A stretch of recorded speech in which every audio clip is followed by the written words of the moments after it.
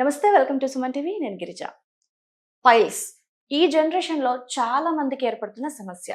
అది లేడీస్ అవనివ్వండి, జెంట్స్ అవనివ్వండి. ఇప్పుడు అలాంటి ప్రాబ్లమ్ సాల్వ్ చేసే ఒక సెంటర్ దగ్గరికి వచ్చేసాం. అదే doctor Sarajas ayurvedic anorectal centre. So ఇక్కడ డాక్టర్ వెంకటేశ్వర్లు గారు ఉన్నారు. So MS ayurvedic.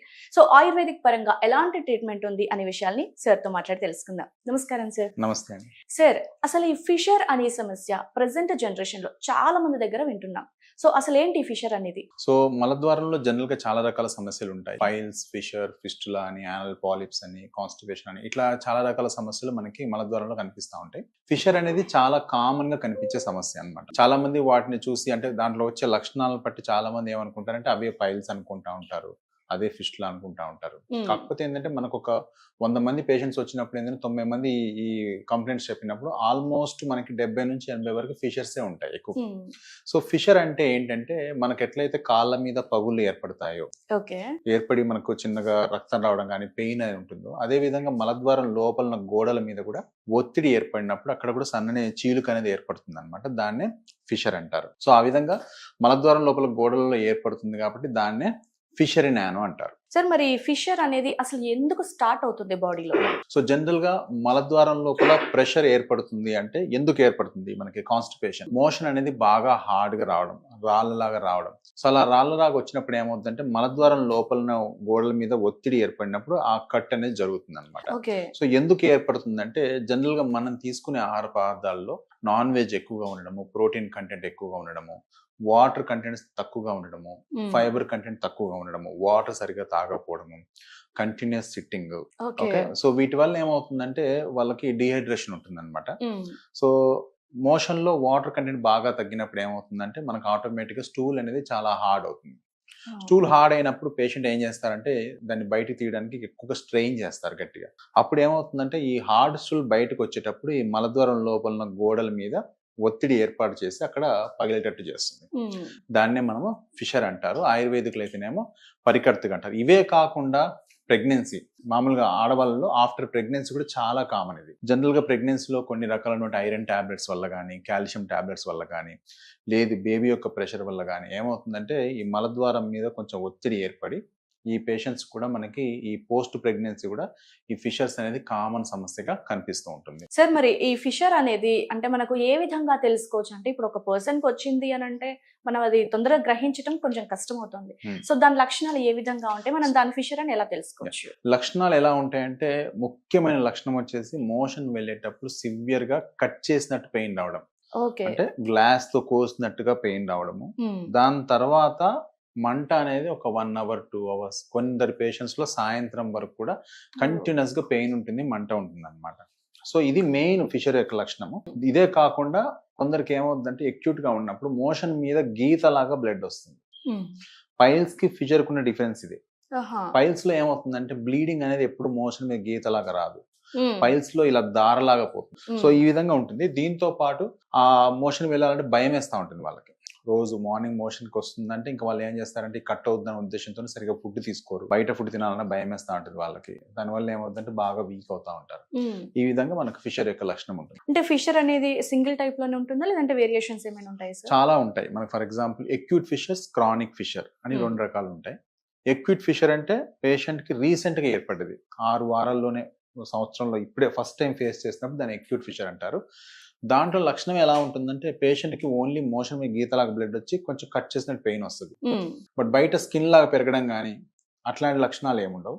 అంతకు ముందు కూడా ఎప్పుడు ఫేస్ చేసి ఉండరు. సో ఒక 6 to 10 weeks లో కానీ ఫస్ట్ టైం వచ్చినట్లయితే దాన్ని మనం ఎక్యూట్ ఫిషర్ అంటారు. దాంట్లో మెయిన్ లక్షణం వచ్చేసి పెయిన్ ఉంటుంది, కొంచెం మంట ఉంటుంది, లైట్ గా బ్లడ్ వస్తూ ఉంటుంది. బట్ క్రానిక్ కండిషన్ అంటే పేషెంట్ కి ఎప్పుడైతే 6 to 8 weeks దాటిందో, ఆల్రెడీ మందులు వాడిన తర్వాత కూడా పేషెంట్ కి ఈ ప్రాబ్లం కంటిన్యూ అవుతుందో, అండ్ మోషన్ దగ్గర ఉన్న కండరాలు, మలద్వారం దగ్గర ఉన్న కండరాలు ఏవైతే బాగా టైట్ గా పట్టేసి అసలు మోషన్ వెళ్ళాలంటే కూడా చాలా భయం వేస్తుందో, బయట చిన్న స్కిన్ లాగా పెరిగి ఉంటుందో దాన్నే సెంటినల్ పైల్ అంటారు. అలా ఉంటుందో దాన్ని క్రానిక్ ఫిషర్ అంటారు. సో అట్లా మనకి ఫిషర్స్ అనేవి 2 రకాలుగా ఉంటాయి.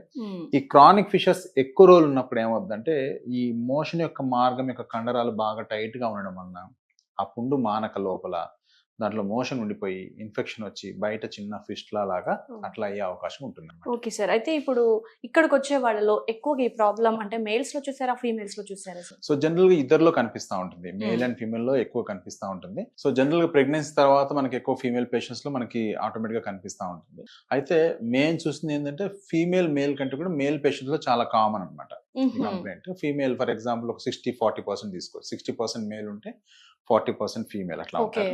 ఫీమేల్ లో వచ్చినా కానీ మాక్సిమం వాళ్ళకి ఎక్కడ వస్తుందంటే మనకి వెజైనా కింద భాగంలో, అంటే యానస్ కి పైన వెజైనా కింద భాగంలో వస్తుంది, అంటే టువర్డ్స్ ద వెజైనా సైడ్ వస్తుంది, యాంటీరియర్ అంటారు.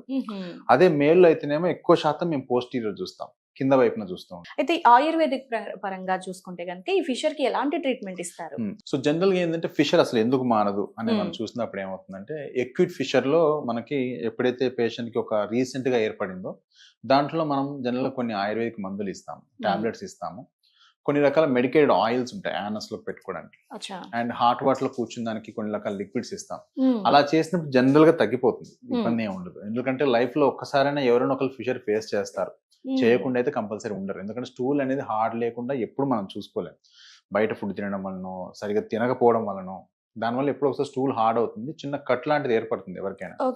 బట్ దానికి మనం మెడికేషన్స్ వాడుకొని కొన్ని రకాల ఫుడ్ హ్యాబిట్స్ చేంజ్ చేసుకుంటే సరిపోతుంది. బట్ ఎప్పుడైతే మనకు క్రానిక్ కండిషన్ ఉంటుందో, హోల్ టైట్ అయిపోయి మోషన్ వచ్చే మార్గం బాగా టైట్ గా అయిపోతుందో, అక్కడ స్కిన్ ట్యాగ్ పెడుతుందో వాళ్ళకి మనకి ట్రీట్మెంట్ అవసరం పడుతుంది అనమాట. ఆయుర్వేదిక్ లో ఏముంటుందంటే మనకి అగ్నికర్మ అని ఒక ప్రొసీజర్ ఉంటుంది. ఇప్పుడు మనం దాన్ని అగ్నికర్మను మనం లేజర్ ద్వారా యూజ్ చేసి మనం చేస్తూ ఉంటాం. మోషన్ దగ్గర ఉన్న కండరాలు టైట్ గా ఉండడం వల్లనే ఫిషర్ అనేది హీల్ అవ్వదు. సో మనం ఎట్లా చేస్తామంటే ప్రొసీజర్ ఒక చిన్న ఎనస్థీషియా ఇస్తాం, ఆడి వరకు లోకల్ ఎనస్థీషియా అంటారు. స్పైనల్ ఎనస్థీషియా నడుముకు మత్తు కానీ ఒళ్ళంతా కానీ ఇవ్వాల్సిన అవసరం లేదు. అంతవరకు చిన్న బ్లాక్ ఇస్తాము, ఆ ఏరియా వరకు నంబ్ అయిపోతుంది. పేషెంట్ కి పెయిన్ అంటే ఏమీ తెలియదు చేసేటప్పుడు. లేజర్ ఇన్సర్ట్ చేసి మోషన్ వచ్చే మార్గం ఉన్న కండరాలు కొంచెం రిలాక్స్ చేసి ఆ బయట ఉన్న ట్యాగ్ రిమూవ్ చేస్తాం. ఆటోమేటిక్గా పేషెంట్కి ఏంటంటే తెల్లారి నుంచి మోషన్ వెళ్ళేటప్పుడు చాలా ఫ్రీనెస్ ఉంటుంది. ఒక 3 weeks లో టోటల్ గా హీల్ అయిపోతుంది. పేషెంట్ కి మళ్ళీ ఇబ్బంది లేకుండా ఉంటుంది అనమాట. అండ్ మోషన్ కొంచెం మార్గం ఉన్న కండరాలు కొంచెం రిలాక్స్ అవుతాయి కాబట్టి ఆటోమేటిక్ గా ఎప్పటికి కూడా పేషెంట్ కి ఫిషర్ కంప్లీట్ అనేది మళ్ళీ ఉండదు.